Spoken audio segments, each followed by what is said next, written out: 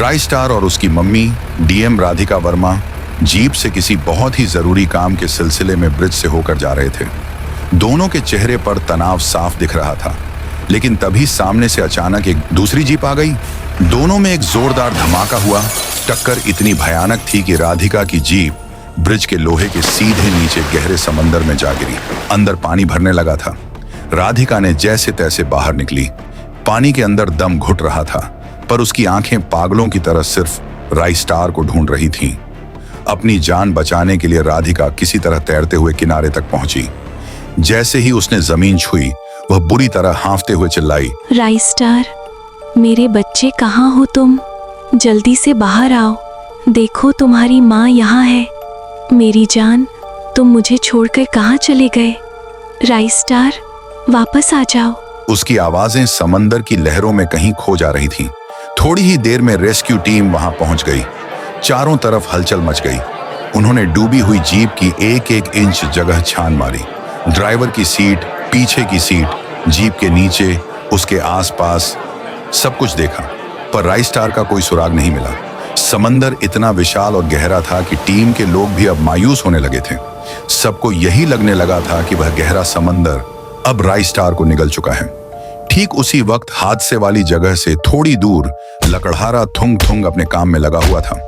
राय star किसी तरह पानी के सतह पर तेजी से तैरते हुए थुंग थुंग के पास आया। थुंग थुंग ने उसे देखा और हैरान होकर उसके पास आया। राय स्टार की हालत बहुत खराब थी। उसका शरीर ठंडा पड़ चुका था और वह होश में नहीं था। थुंग थुंग ने उसे उठाया और उसे लेकर अपनी छोटी सी झोपड़ी में आया। राय स्टार पूरी तरह बेहोश था। हादसे के बाद काफी दिन ऐसे ही बीत गए। समय तेजी से आगे बढ़ रहा था। राय स्टार अभी भी थुंग थुंग की छोटी साधारण झोपड़ी में ही था। चौथे दिन सुबह अचानक राय स्टार की आंख खुली। वह उठ खड़ा हुआ। थुंग थुंग ने प्यार से और नरमी से पूछा, बेटा, तुम अब कैसा महसूस कर रहे हो? मैं थुंग थुंग हूँ। लोग मुझे काका कहते हैं। घबराओ मत, तुम पूरी तरह सुरक्षित हो। मुझे बस अपना नाम बता दो। और तुम्हारे माँ बाप का नाम क्या है बेटा? राय स्टार की आंखों में आंसू भर आए। वह रोते हुए बोला, मुझे कुछ भी याद नहीं आ रहा है। मेरा नाम क्या है मुझे नहीं पता। मैं कौन हूँ और मैं यहाँ क्या कर रहा हूँ मुझे सच में कुछ पता नहीं है। मेरे माँ बाप कौन है काका, मुझे कुछ याद नहीं है। थुंग थुंग तुरंत समझ गया कि याददाश्त चली गई है। फिर सबसे पहले उसे पेट भर स्वादिष्ट साधारण खाना खिलाया। उसी दिन थुंग थुंग ने उसे नया नाम दिया, रिंकू। उसने तय कर लिया था कि वह इस बच्चे को अकेला नहीं छोड़ेगा और उसे अपने बेटे की तरह पालने लगा। थुंग थुंग का जीवन पहले से ही आसान नहीं था।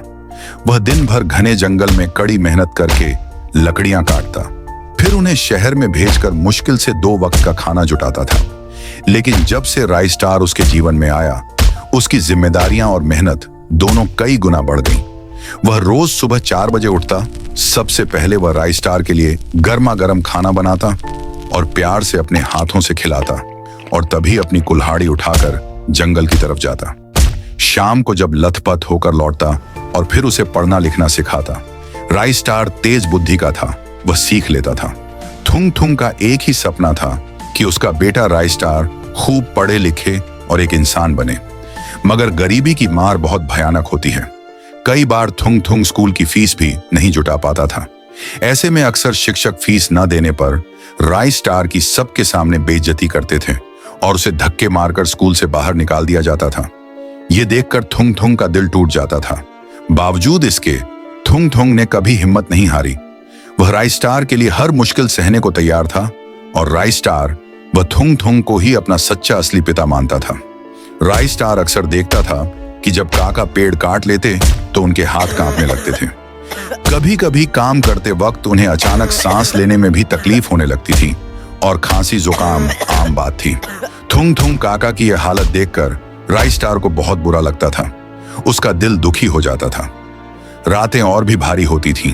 रोज शाम को जब थुंग थुंग काका काम से लौटते तो रात भर उनकी झोपड़ी में खांसी की आवाज गूंजती रहती थी। वह बुरी तरह खांसते और करवटें बदलते रहते। राय स्टार ने सोचा, बस अब और नहीं, काका ने मेरे लिए पूरा जीवन खपा दिया।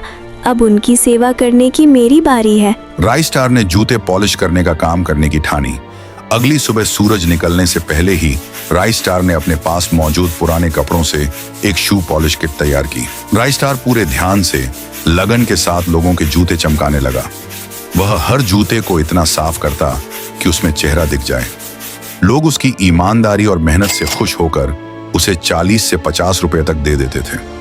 उस दिन सुबह से लेकर शाम के 7 बजे तक पूरे दिन की मेहनत के बाद रात को जब वह झोपड़ी पहुंचा तो उसने सारे पैसे थुंग थुंग काका के हाथ में रख दिए। थुंग थुंग काका ने जब राई स्टार की मेहनत से कमाए हुए पैसे देखे तो उनकी आंखें भर आईं। वह बोले, मेरे प्यारे राई स्टार, ये सब क्यों? मैं अभी भी काम कर सकता हूँ, मेरे हाथ अभी इतने कमजोर नहीं हुए हैं। राई स्टार बोला, नहीं काका, मैंने देखा है कि आपको कितनी तकलीफ होती है। अब बहुत हो गया, आपका समय अब आराम करने का है। अब आपकी जिम्मेदारी मेरी है। इधर इन 10 सालों में राई स्टार की माँ डीएम राधिका ने भी दुख झेला था। उनके बेटे राई स्टार की यादें उन्हें हर पल सताती रहती थीं। वह अक्सर सोचती थी, काश उस दिन मैं राई स्टार को अपने साथ ना लेकर जाती तो शायद आज वो मेरे साथ होता। एक दिन राई स्टार रोज की तरह अपनी शू पॉलिश की किट लेकर सड़क के किनारे बैठा था। उसी सड़क पर से दिलीप यादव कार से गुजर रहा था। वह इलाके का एक बड़ा बिल्डर था और उसे अपने पैसे और रुतबे का बहुत घमंड था। उसके जूते थोड़े गंदे हो गए थे, इसलिए उसने राई स्टार को देखकर अपनी कार राई स्टार के सामने रोकी और उसमें से निकलकर राई स्टार के सामने आया। उसने जूते पॉलिश करने के लिए अपना पैर आगे किया। राई स्टार ने शांति से अपना काम शुरू किया क्योंकि उसे लगा कि यह अमीर ग्राहक उसे अच्छे पैसे देगा। जब काम पूरी तरह से खत्म हो गया तो राई स्टार ने पूरी विनम्रता से अपनी तय की हुई कीमत बताई। साहब, आपके जूते अच्छे से पॉलिश हो गए हैं, इसके 50 रुपए हो गए। दिलीप यादव ने अकड़ के साथ राई स्टार को कहा, 50 रुपए? चुपचाप 10 रुपए पकड़, तेरी यही औकात है और यहाँ से चल। राई स्टार का चेहरा उतर गया, पर उसने शांत रहने की कोशिश की और फिर से निवेदन किया, साहब, इसमें बहुत मेहनत लगती है। मैंने आपके जूते कितनी सफाई से चमकाए हैं। प्लीज 50 नहीं तो कम से कम 40 तो दे दीजिए, ये मेरा रोजगार है। इतने में सड़क पर भीड़ जमा होनी शुरू हो गई। लोग रुककर यह झगड़ा देखने लगे। इसी भीड़ में एक पत्रकार भी था जिसके हाथ में कैमरा था। राई स्टार का बार बार निवेदन सुनकर दिलीप यादव का गुस्सा 7वें आसमान पर पहुंच गया। वह गुस्से से चिल्लाते हुए बोला, हिम्मत कैसे हुई तुम्हारी ज्यादा पैसे मांगने की? तुम जैसों को सबक सिखाना जरूरी है।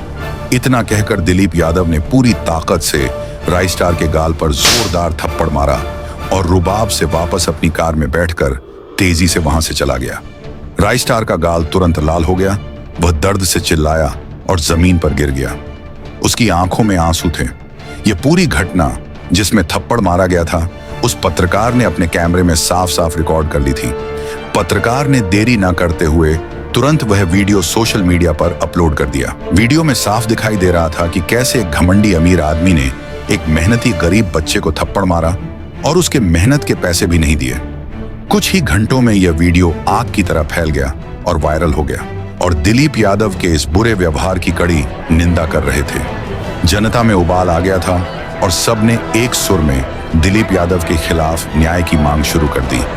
वो दिन आया जब दिलीप यादव को पुलिस आकर हक के पैसे मारने के जुर्म में बंदूक की नोक पर उसको जीप में बैठाकर अरेस्ट करके ले गई। लोग काफी खुशी से झूम रहे थे। दिलीप यादव को एक थप्पड़ की वजह से 1 महीने की जेल की सजा सुनाई गई।